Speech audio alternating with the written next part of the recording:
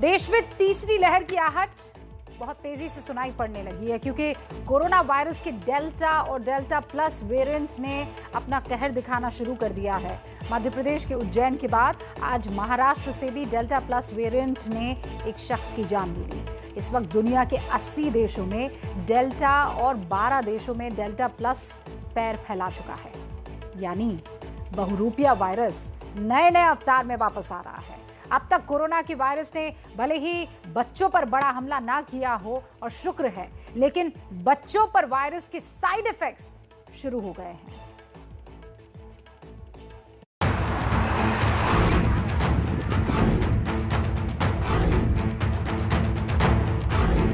ऐसे वक्त में जब दुनिया के एक बड़े हिस्से में हालात सामान्य होते दिख रहे हैं, स्पेन जैसे देश में लोग बिना मास्क के नजर आ रहे हैं।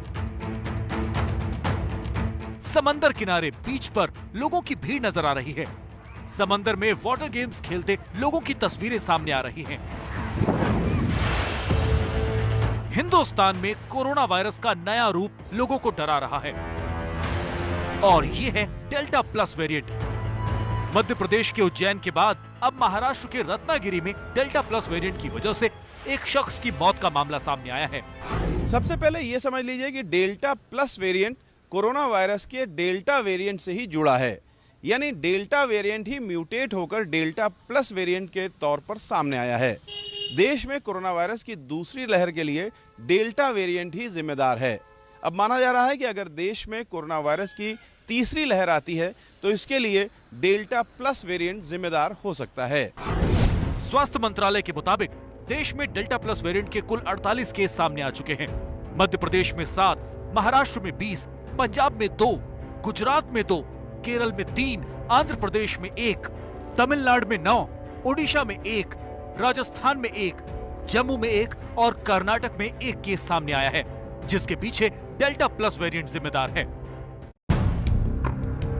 डेल्टा वेरिएंट और डेल्टा प्लस वेरिएंट कितने खतरनाक हैं, अब ये समझिए। दुनिया के 80 देशों में डेल्टा वेरिएंट का प्रकोप दिख रहा है। 12 देशों में डेल्टा प्लस वेरिएंट मिल चुका है। Delta plus is present now in 12 countries. 48 cases have been identified in India and 12 Indian states. But more importantly, they have been very localized. One patient here, or 2 patients here, or 7 here. So it is very localized. And this virus has also been isolated and has been cultured now. And we are doing the same test that we have done for alpha, beta, gamma and delta, looking at the laboratory test to check the vaccine effect. And this is ongoing, and we should have this results in about 7 to 10 days time. सबसे बड़ा सवाल यह है कि vaccine इस variant पर कारगर है या नहीं। तो इसे लेकर राहत की बात यह है कि अभी तक जिस डेल्टा वेरिएंट ने देश में तबाही मचाई, उस पर कोवैक्सीन और कोविशील्ड दोनों कारगर हैं। डेल्टा प्लस वेरिएंट पर वैक्सीन की एफिकेसी पर रिसर्च चल रही है, यानी ये पता लगाया जा रहा है कि वैक्सीन इस वेरिएंट पर पूरी तरह कारगर है या नहीं। Covishield and Covaxin work against the variants of SARS-CoV-2, alpha, beta, gamma as well as delta. That is well established for these 2 vaccines. केंद्र सरकार ने साफ-साफ कह दिया है कि डेल्टा वेरिएंट और डेल्टा प्लस वेरिएंट दोनों चिंता का विषय हैं।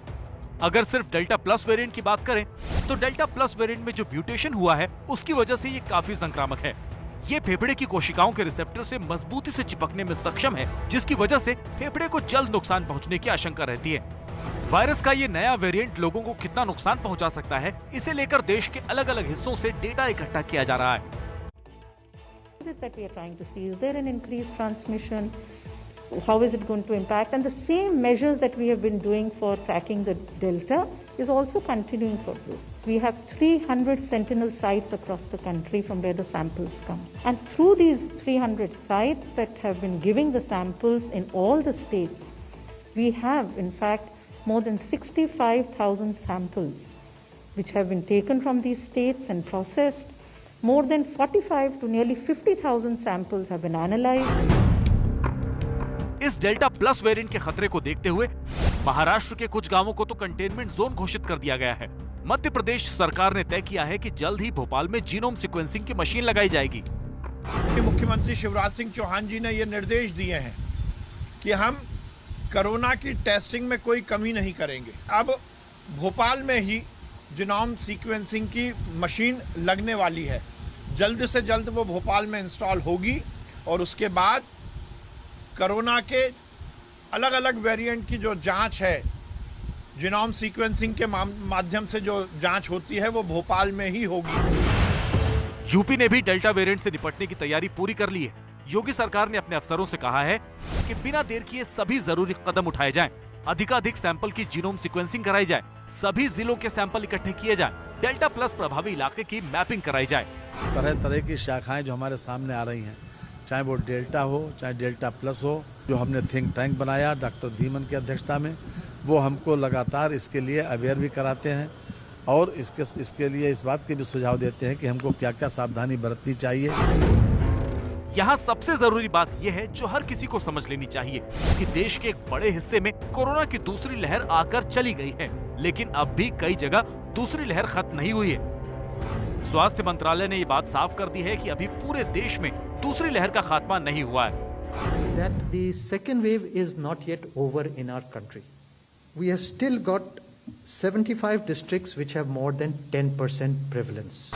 सवाल यह है कि ऐसे हालात में जब कई जगह डेल्टा वेरिएंट का प्रकोप जारी है, डेल्टा प्लस वेरिएंट की वजह से मौतें शुरू हो गई हैं और कई जगहों पर तीसरी लहर की आहट दिखाई देने लगी हैं, ऐसे में लोगों को सबसे ज्यादा बच्चों की चिंता सताने लगी है। बच्चों में इन दिनों मोटापा एक बड़ी समस्या के तौर पर देखा जा रहा है। जब से बच्चों के स्कूल बंद हुए और ऑनलाइन क्लासेस शुरू हुई, बच्चे करीब करीब घर में ही बंद हैं। ये हैं जयपुर के रहने वाले अमूल्य शर्मा। 13 साल के अमूल्य अभी 8वीं क्लास में पढ़ रहे हैं, लेकिन कोरोना की वजह से पिछले कई महीनों से स्कूल और प्लेग्राउंड की शक्ल नहीं देख पाए हैं। दिन भर घर पर रहने की मजबूरी की वजह से खाने पीने सहित तमाम आदतें बदल चुकी हैं। कोरोना काल से पहले अमूल्य का वजन करीब 55 किलो था, जो अब बढ़कर 70 तक पहुंच गया है। इस परेशानी को देखते हुए ब्रिटेन ने एक बड़ा फैसला किया है। 2023 से ब्रिटेन में जंक फूड के विज्ञापन ऑनलाइन नहीं दिखाए जा सकेंगे। टीवी पर भी सुबह 5:30 के बाद और रात 9 से पहले नहीं किया जा सकेगा। ये सारी कवायद इसलिए क्योंकि बच्चों को सेहतमंद रखना है और उन्हें आने वाले किसी भी खतरे से बचाना है।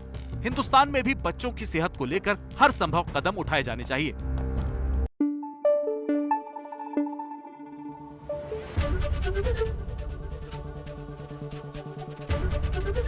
एबीपी न्यूज आपको रखे आगे।